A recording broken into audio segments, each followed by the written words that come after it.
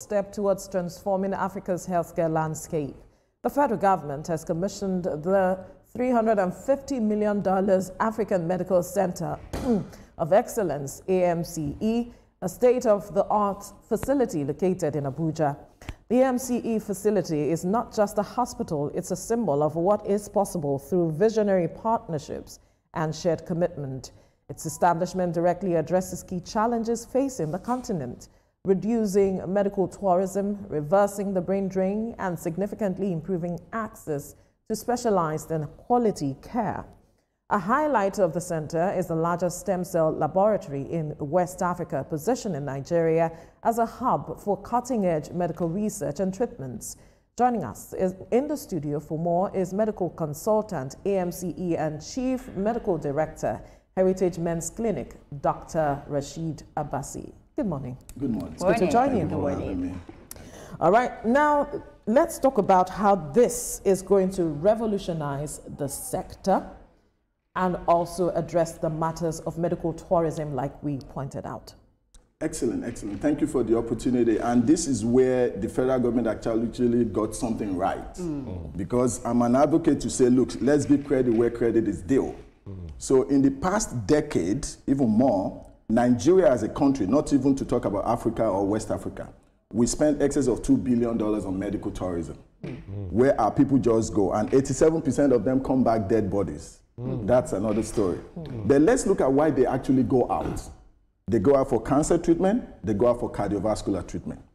We're not talking infection. HIV is not a problem. Malaria is not a problem. We know we can still deal with that to some extent. The cardiovascular, the likes of high blood pressure, diabetes, stroke, heart attack, and then all sorts of cancers. And cancers are on the increasing rise now. This is why our people go out.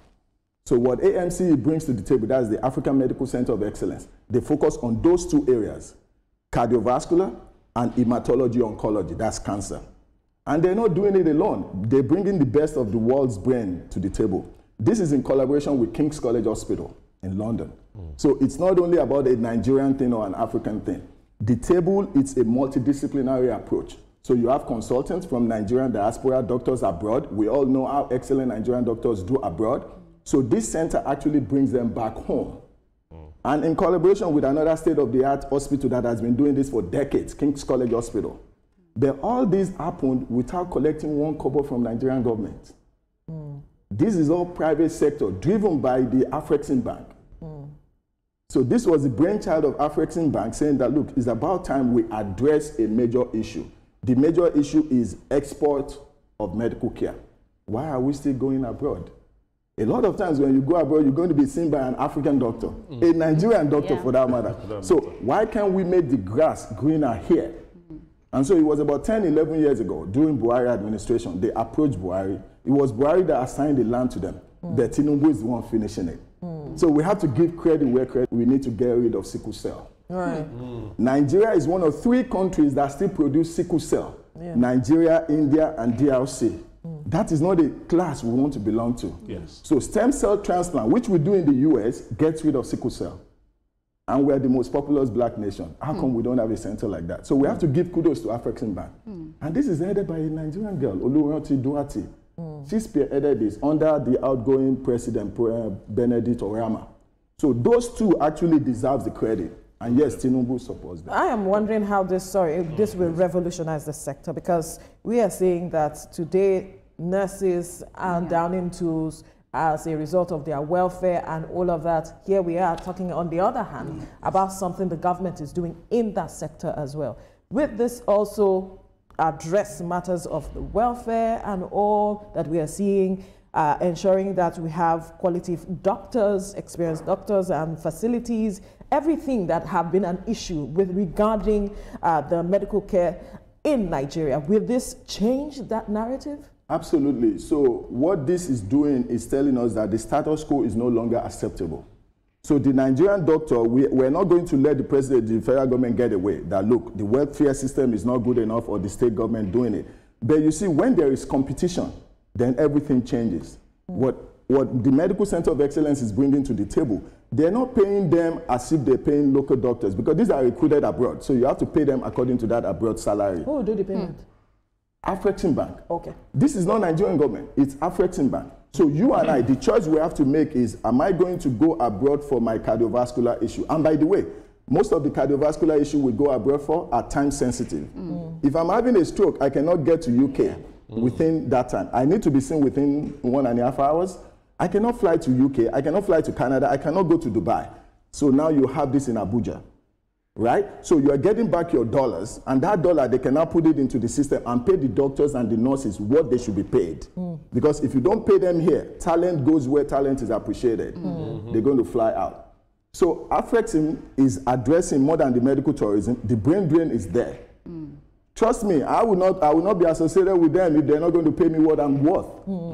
And that's what the local doctors are asking for. But for the local doctors to deserve that, they need to step up their game. Oh, that's the issue. They need to step up their game. Local doctors stepping up their game, but isn't it tied to having facilities like this? That's number one. And number two, can we afford this medical facility? I'm talking about the average Nigerian. I have an issue now. Can I fly to Abuja and check myself in because I know because I know I can afford it? Another question, I'm asking three. Yes. When the facility is complete, you said you're sourcing $1 billion for it. When it's complete, how many Nigerians are looking forward to be employed in that facility? Excellent question. So as it is now, they've employed over 500 Nigerians. Not just the diaspora that they're bringing. The head of their diagnostic is somebody local to Abuja who was already practicing there. So they're doing more than that. At the completion, there's going to be a medical school. There's going to be a nursing school. So there's the opportunity for brain gain locally. Talking about the money, see, your health is worth more than you and I are willing to pay for now. And I've been an advocate that the federal government alone cannot fund healthcare because there is nowhere in the world where it's unilaterally funded that succeeds. So there has to be the private influence. That's what Afrexim is bringing to the table. When people start going there and there are difficulty about paying, then we're going to call our lawmakers to bear. Let me give you an example. Years ago in the US, going for dialysis, an average American cannot afford dialysis. So what did they do? They talked to their lawmakers and they changed it. So now dialysis is funded by the United States government. So if I go to African Medical Center of Excellence to take care of sickle cell, and the bill is outrageous, then I need to talk to my local councillor, talk to my Congress people, and get to the senator. So Nigerian government can actually do it. Rome was not built in a day. This is a starting point. Because your health is worth more. If you go abroad, you're going to pay. Exactly. Your health is what's more, and it's beautiful the way you're speaking about it. It's a beautiful initiative. I am happy that we have something like this in Nigeria now. But still, my cry is that can the average Nigerian afford it? And we're speaking about cancer and all these things. We have people that, there was a video yesterday on social media where a girl lost her mother from cancer. She was crying. She said she had even been begging people for money because she could not even pay. And she was even trying to take care of her mother in Nigeria, not outside the country. Now, that's what I'm saying. Would Nigerians be able to afford it? And you said something. You said your health is more than anything. Yes, I understand. But what if I don't have the money? So it's all about priorities because we tend to value our dead more than we value our living. Yes. If you and I put out a post and say Dr. Abassi is dead, some people would donate. But if you're telling them not to donate that Dr. Abassi has an ailment, people feel somehow. So there has to be a mindset change. Again, that should not stop us from having exposure to state-of-the-art infrastructure. Now we don't have an excuse to travel abroad. We're going to face the next section. The next section will be affordability. And that's where we need to put our politicians and our leaders to bear. We're not letting them go. Yes, they've given us this, so we don't have any reason to travel abroad. And by the way, think about it. I come from the US every 2 weeks to take care of patients here. My patients are telling me I'm cheap. I'm not cheap. But it's cheaper for them because they don't have to buy a plane ticket. They don't have to book an hotel. Do they fly you in? No, I fly myself in. Okay. But my consultation is more than what an average Nigerian can afford. But the services is what they will get abroad at 10 times the price. So having it locally, and then think about it. If I'm having a stroke, I'm having an heart attack, the time is of the essence. This is local. We deal with the cost. I'm not trying to dry it out under the carpet. We're going to deal with the cost. But hey, it's closer now.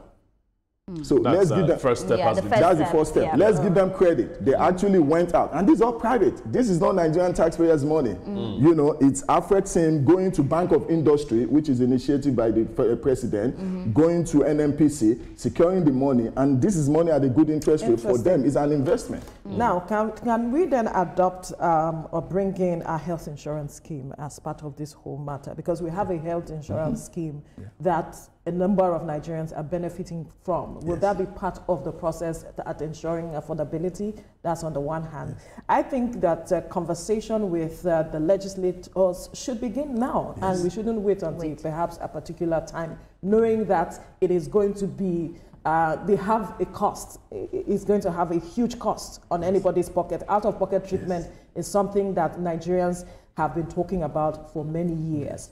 And will we be able to build trust? Because we know the people who travel outside of the country is not the average Nigerian. It's we know them, our public office holders. Have we been able to ensure that we build trust with them? Because they are the ones that have these monies that can go abroad. Will they be looking in this direction? Because I recall, I think a week or two ago, there were talks about ensuring that people do not travel outside Nigeria and all of those conversations. They seem to have initiated the conversation. Maybe because of this, I do not know. But talk to us, building trust such that people can patronize the AMCE. So building trust has to be dual. It has to be both ways. AMC has to be able to deliver. So yes, I'm touting all the good doctors that they bring it in. Their resume speaks for themselves, but you also have to see how they do patient care and everything like that. When it comes to people traveling abroad, yes, it's still the top of the top that goes out. But what AMC is giving them is an opportunity that you don't have to go out. I'm telling you from the medical angle that now you don't even have any reason because it's of time. You know, I'm having a heart attack, I'm having a stroke. I should be seen timely before you can even fly the best of anybody to come and take care of the rest. I need to be stabilized. AMC is that center for you. Sure, you understand. So yes, affordability is an issue. The healthcare system is already in play. And one of the things that I appreciate is when the federal government was negotiating with them, the federal government can offer carrot and stick. We're going to give you the license because AMC has one of the best machines in West Africa called cyclotron. It makes radioactive to treat cancer. The stem cell is there. So in order for you to use this in this country, you need license. So I'm going to offer you the license. I'm not going to charge you. In exchange for this, your price has to be subsidized. Okay. That's where you need your, that's what they did. So they already know the right thing to do. And the fact that they're able to get this into completion with Afrexim, doing it private, we know we have what it takes. Was it the health insurance that was brought in? Yes, the health insurance is part of it. And remember, the health insurance mostly belongs to people who are working class. We still have the people that we've not been able to capture. And again, the federal government alone cannot do it. We're talking about $1 billion. $1 billion needs to be paid back to the people that funded you. So there has to be a way for us to pay. We're not going to get it free. You go to UK, you go to Dubai, it's not free. It comes at a price. Okay. So but we have to know it has to be subsidized. Yeah, but let me come to you here with maintenance culture because, you know, oftentimes we see a lot of things like this and at the end of the day, even Nigerians will say, I give them some time, everything will scatter. In terms of maintenance culture, what are we looking at? Are we looking at to still have this and having it to stand the test of time? Fantastic. The idea, part of their agenda is the sustainability culture. So their current CEO is an American. Okay. With, you know, decades of experience in healthcare management. And so they're not about to tribalize this. This is about, look, it's for the whole continent. Afrexim is on a goal to build about 6 of these in Africa. This is just the first one in West Africa. We deserve it. Nigeria is, yes, privileged. Because we were competing with Ghana, we were competing with Cameroon. And so the outgoing president, Professor Benedict Orama, you know, fought for it with one of his directors, that's Ranti Duarte, and they brought it home. So there's going to be other ones. You know, South Africa is going to get, East Africa is going to get, West Africa, Cameroon is going to get. So but we have to be able to sustain it. And that's why we need more awareness. Number one, our local practitioners does not need to refer patients to India. We need to create awareness that, look, there is a center now that all these things can be taken care of. And at that time, we can now have benchmarks. How many people are surviving? What's the turnaround? What is their cure rate? That's how they do for my hospitals in the US. And it's a little bit difficult because medicine doesn't encourage advertising. You know, so your reputation really has to be strong for people to know what you are doing. The most interesting part of this whole thing we're talking about is the establishment of the nursing school, because I'm thinking Nigerians are going to benefit because, sorry, I'm looking at a situation where the nursing school is going to be comparable to any nursing school anywhere in the world. Yes, yes. How soon are we going to get that?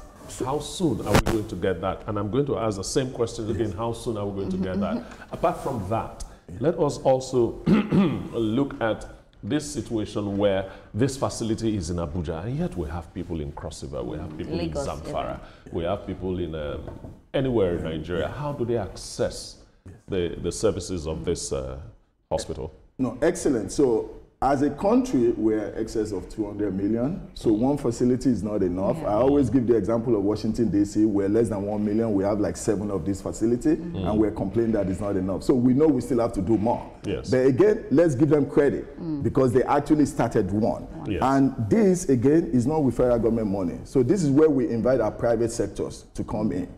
Okay. Apparently, there are other equity stakeholders. Dangote bought some percentage. So we need more of our money bags because then Lagos should have one. Lagos is excess of 20 million. How come we don't have one in Lagos? Kano is also more populated. We need to have places like that because AMCE alone, they cannot just solve the problem. But at least we have one. It's been planted. And now it depends on how it germinates.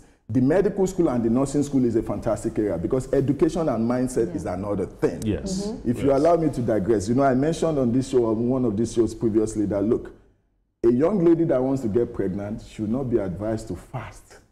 That's not Dr. Abassi. Because fasting depletes that young lady of certain hormones. FSH, LH, that's follicle stimulating hormone, luteinizing hormone. And when she loses it, she's not going to ovulate. So education is what AMC is bringing to the table. Not only to establish the nursing school and the medical school, they're doing research collaboration with the pharmaceutical giants like Eli Lilly, like Novartis. We are a pharmaceutical desert, we're a medical desert. They are trying to erase that. Okay. They're going to be doing compound medication. So you and I don't have to be worried about buying fake medication because they're going to do it locally. It's quite a long-term plan. A long-time plan, from what I see. Interesting. Now, I'm looking at, since we have this in Nigeria as against being in Ghana, does it mean that we'll have influx of other countries coming in? Will we be prioritizing Nigerian patients? How will we handle the inflow of patients that will come in since we do not have this spread across the country? And then you mentioned something earlier on that I would need you to expatiate on, talking about local medical personnel upping their game. You did not touch on that, and I need you to touch on it again as well. So, okay, I went to medical school in the US. I went to US School of Medicine. Despite my CV, I have to meet certain requirements every 2 years to maintain my licensure. We need to have that locally. AMCE makes that as part of their core requirement in recruiting. So if a Nigerian doctor locally is interested, he or she has to be able to step up their game. You have to have certain number of continuous medical education requirement credits for AMCE to offer you a job. And doing that makes you stay current. That's what we do abroad. So that's what I mean to my colleagues. And they have to have a different mindset. Medicine should be collaborative, not adversarial. So they should feel free to refer patients to AMCE and talk to their colleagues. So can AMCE now have them as perhaps branches in other states? AMCE is open to that. Really? This is part of AMCE's idea. They're open to that. They want all these local areas. Feed us, because we've given you a beast. That beast needs to be fed. Send us your top patients. You don't need to send patients to India. We can treat them. We have doctors from London. We have Nigerian doctors from the US. We have them from Canada. Send them here. These are the people that have skin in the game. They have dog in the fight, and it's local. So prioritizing Nigerians' patients, because like we said, I was asking, okay, so are we saying we are welcoming other countries to come to Nigeria as well? So how do we handle prioritizing our locals, talking about Nigerians? So all we have to do is, charity begins at home. Let's take care of the Nigerians. The information spreads out. Back in those days, UCH did not announce. People just know that UCH is a good place to go for care. People were coming in. I did not advertise my men's clinic. I have patients coming from all African countries. Yeah, but the thing is that when all these patients come, is there capacity to take care of them? That's another thing. And then I want to speak on this because I just got a message that says that we have sometimes, you say they are foreign doctors, they are local doctors. And at the end of the day, you see that these foreign doctors take way much and these local doctors take a little. Now, you said something, you said they need to up their game. I tell you, some of these doctors, I have a lot of doctor friends, and I tell you, some of them up their games. Don't you believe that if these foreign doctors are paid like really much and these local doctors are not paid so much and they find out, there will be, no, I like to go grassroots with my questions, there will be a rift. Because some of our doctors are also upping their game. I know a lot of them that are upping their game. You know, you see them go for trainings, you see them do exams and all of that. But I don't want it to be a case where we prioritize just the foreign doctors and forget and neglect our Nigerian doctors. Absolutely. No. Look, you have every legitimate reason and everything you said is valid, right? But when it comes to, that's why I use the word collaboration. So it's not about me against you. You have a good idea in a treatment, I should come and join you, share it with me. So when it comes to compensation, what AMC is bringing to the table is it would be unfair for me to recruit an American doctor and say I'm going to pay them what they pay locally. It will not be fair. Expatriates. That is it. And here is the key. So when I got to Yale School of Medicine, my average tuition was $58,000 US. The US government guaranteed that. They gave me 30 years to pay back. Right? My counterparts in Nigeria did not pay half as much. So it would be unfair for AMC to offer me a job and pay me the same thing they will pay a Nigerian doctor. Now we're going to the brass tacks. Honestly. So, but then there'll be a structure. Okay. There's a structure. That covers your welfare. Absolutely. That covers everything that they are seeking outside of the country. That is it. Because the whole idea is we want to make the grass greener here as well. What are they looking for out there? There are some things that the federal government needs to step up on. Because over in the US, I don't have to worry about my kids going to a good school. Virtue of the local government where I live is guaranteed. It comes with it. But then I have to pay a certain amount of taxes to ensure that. So it's a two-way traffic. Yes, it's something that has to do with a system that works from everything that you have said so far. We have to create a system that works in Nigeria. The licensing process that you have in the US, do we have it in Nigeria? And are Nigerian medical doctors made to go through that process as a matter of fact? Not that, look, I don't have the money now, I'll take the exam next year and things like that. Do we have that kind of system? And number two, if you are a medical doctor from the United States and you are of this particular level, and I'm a medical doctor from Nigeria that has also attained that level, why wouldn't I be paid the way you are paid? Excellent. So it's all about deliverables, right? So I'm an American trained doctor. I'm exposed to certain level of equipment and I've been practicing certain things. Even in the state of Maryland, the state assesses me every time, comparing me to my peers. So if you in Nigeria are able to be compared to me, why not pay the same amount? Exactly what I think. Look, I'm a strong advocate for that. And that is why I mentioned earlier, talent goes wherever talent is being appreciated. So every good Nigerian doctor is ready to jackpot because they know that there is an offer on the other side. So AMCE is trying to reduce that. It cannot be done overnight. They have to do it gradually. And a tree does not make a forest. So they're just the only one. We need to support them. Because it's a tree that has been planted, it needs to germinate. If we support them, then that's when we'll be able to live up to one full quick potential. question that I'd like for you to address, because you touched on it in passing. It is the aspect of what the government, the federal government, needs to do for our medical personnel. They give so much, they sacrifice, yet they feel government is not seeing them and appreciating their talent as they should. And that's why some of them are down in tools today. What is the missing gap? What is that thing that government is not doing? Although you mentioned it is both ways. You are paying tax to ensure that the schooling of your children is guaranteed. I believe they are also paying tax, but what really is the missing gap? So I think the federal government needs to prioritize healthcare. In what sense? Okay, so I mentioned, a few episodes ago, all our religious organizations are tax exempt.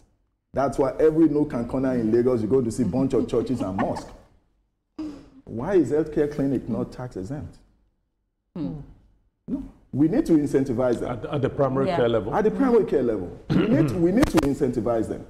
Because what is keeping me in the US is the incentives. During COVID, my local government in Maryland reached out to me. Do you need anything? We're going to do this, we're going to do this.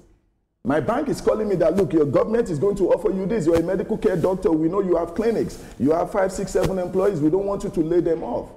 My local government in Ikeja does not know I exist. Nigerian doctors need to be seen, needs to be appreciated. Let's incentivize them. The grass can be greener here.